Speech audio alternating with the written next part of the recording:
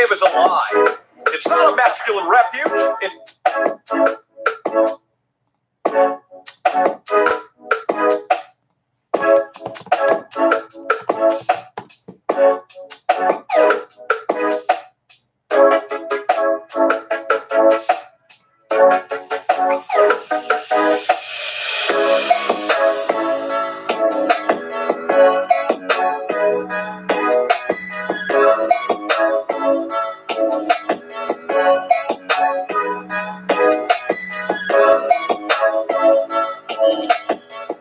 Hey, what's going on, guys? What's happening? I'm Dr. Boyce Watkins, and welcome to drboycetv.com. This is the home for intelligent Black people. I'm going to keep this short, sweet, and to the point. I think it's an interesting topic, though, and I'm kind of paying close attention to how this is evolving. What's going on, Troy? How are you, and Giovanni, and everybody else? This has to do with Antonio Brown. I assume you guys know about what's going on with Antonio Brown. Antonio was the guy who went to the Raiders after he left the Steelers in this crazy drama, and then he leaves the Raiders a few days later to go sign with the Patriots. And a lot of people thought the drama was over, but the drama was kind of just beginning. At that point, a lady named Brittany Taylor steps out and offers or lays out a massive lawsuit against Antonio Brown, accusing him of something pretty terrible, a series of sexual assaults that happened, on multiple occasions over the years 2017 and 2018. Well, the question so far, hello, Vincent, how are you? And how you doing, Lee? I see you guys in there.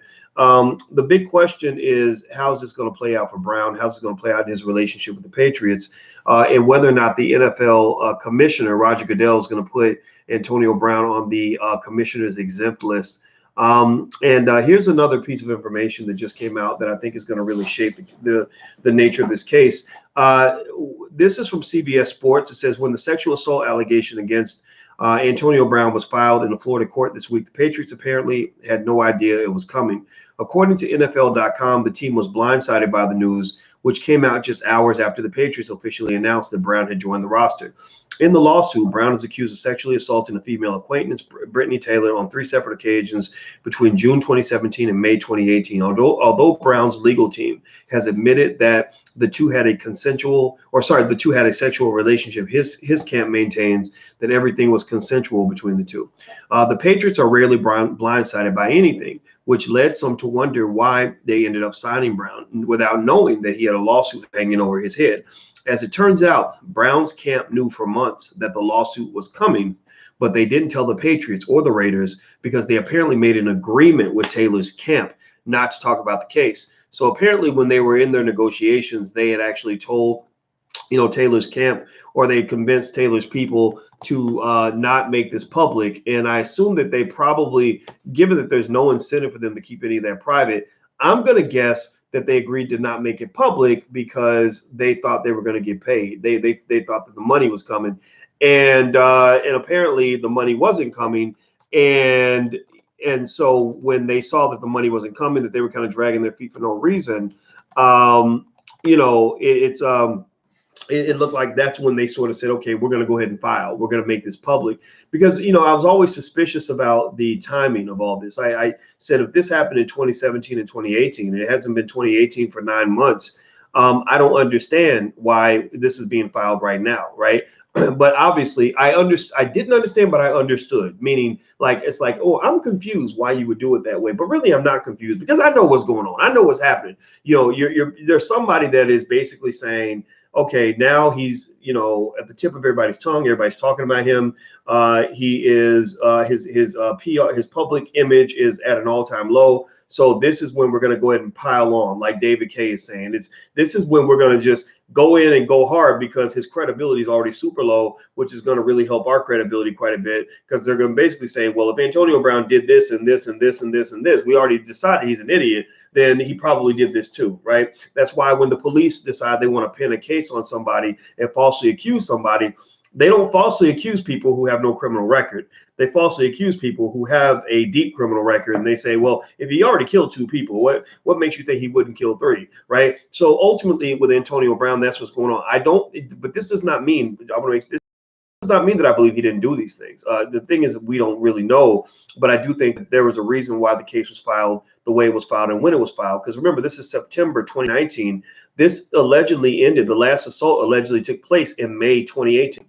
There was no police report filed in May 2018, no police report filed in June 2018, July 2018. Keep going down the list.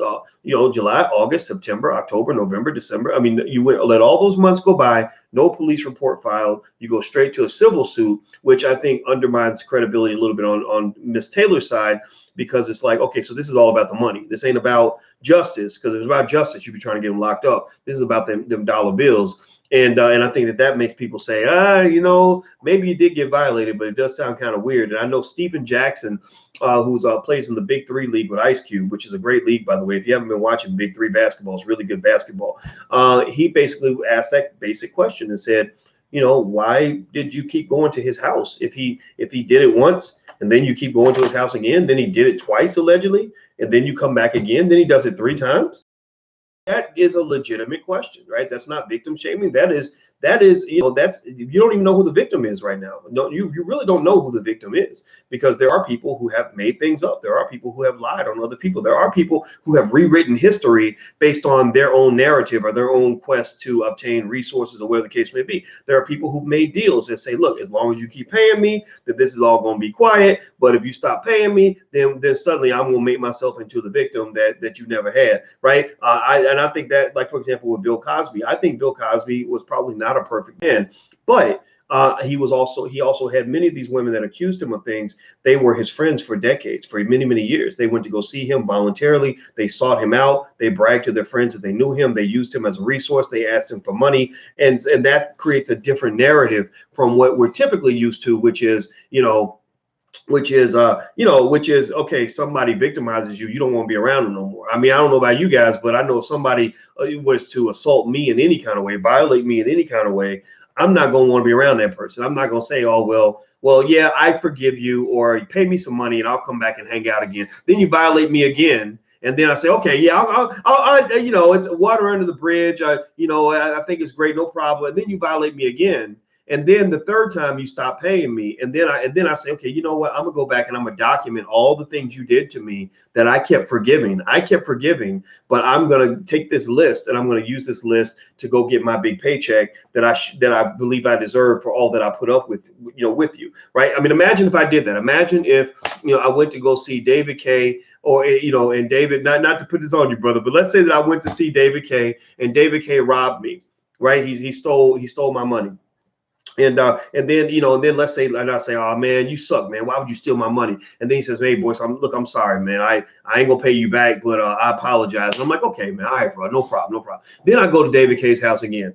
And David K just walks up and sucker punches me in the face, right? Knocks me out cold. You got knocked the fuck out, right? Remember Chris Tucker, right? So imagine David does that, right? And then I'm like, damn, man, why you hit me, David? That ain't right. You crazy, man. Man, F you, man. And then I leave, right? And then David says, hey, look, David's lawyer calls and says, David will write you a check. He'll pay your rent for the next year. If you can let this go to the side. And I say, okay, all right, cool. I'll take the money. And then let's say I'm also at the same time telling all my friends, yeah, me and David are cool. David's my man. David's my buddy, right? Because let's say David's famous, right? So David K, you're the guinea pig in this conversation. So David's famous. I'm like, hey, me and David, we go way back. This is my boy right here. David, hey man, can you give me tickets to the Spurs game, David? Okay, man, thank you, David.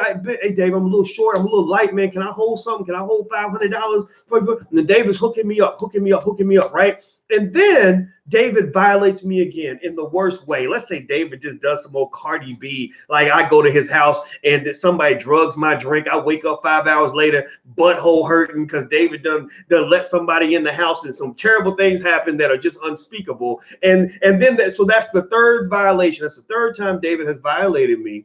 But then let's say even beyond that, I go and I say, I'm suing you. And David writes me a big old check for $1 million. And I take the check and I say, okay, all right, it's all water on the bridge, but you got to keep that money coming. I need you to pay my rent. And the whole time I'm telling everybody, David's my buddy. David's my friend. I'm still going to David's. We're still hanging out. We're still cool. And then the checks stop coming in. Then suddenly David stops paying up. David stops taking my calls. David don't want to be my friend no more. And then I go back and I file a lawsuit and I say, look at all the things David did to me. I have no proof.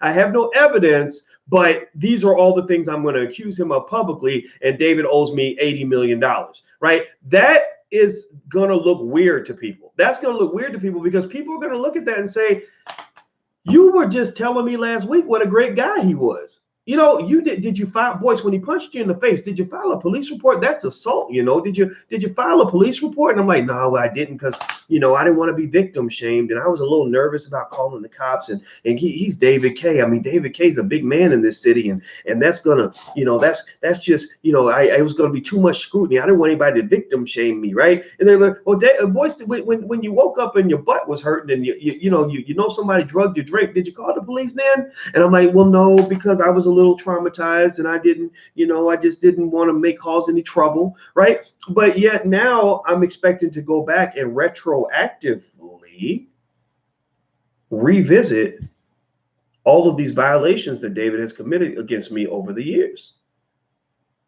Tell me, do y'all understand what I'm talking about? Do y'all, now, when I lay this example out and I use a man, you know, and I use me as an example, tell me how ridiculous I'm looking right now. Do I look stupid as hell right now? Give me a yes or no. Yes or no. Do I look a little crazy right now? Like trying to expect you to retroactively be like, y'all need to go back and be mad at David for all these horrible things he did to me. And y'all gonna be like, but Boyce, you should have been mad a long time ago. You should have dealt with this back in the day. Apparently you and David had an understanding where, you know, you let him cross a couple of lines as long as he kept the paper coming in. So right now you ain't really mad about being violated. You mad because you ain't getting the money no more. You're not mad about his violation of your human rights, civil rights, and everything else. You're mad about the money. So it doesn't mean you're not a victim, Boyce. You would probably say, look, Boyce, it sounds like you were a victim, but it sounds like you got two perpetrators in this motherfucker. You got yourself and you got David. David and you are the two people who should be paying a price for your victimization because you two conspired to victimize Boyce Watkins. When I explain it like that, I hope you get what I'm saying. It does not mean I'm not a victim, but it would make you kind of say, Boyce, you stuck on stupid right now. Like, Boyce, I feel for you, but why didn't you call the cops? Why didn't you deal with the situation right then? Well, because I didn't want. No, you didn't deal with it because you expected to get something out of the deal, and because you didn't get what you wanted, now you want us to get outraged with you. But if we had tried to get you to file this lawsuit a year ago, you wouldn't have done it because David K was your best buddy. You were bragging to everybody about how y'all are friends, and David was paying your rent, right? So that's what I'm saying is the inherent hypocrisy in these cases, and if nobody else is going to talk about it except maybe me and Dave Chappelle, then so be it.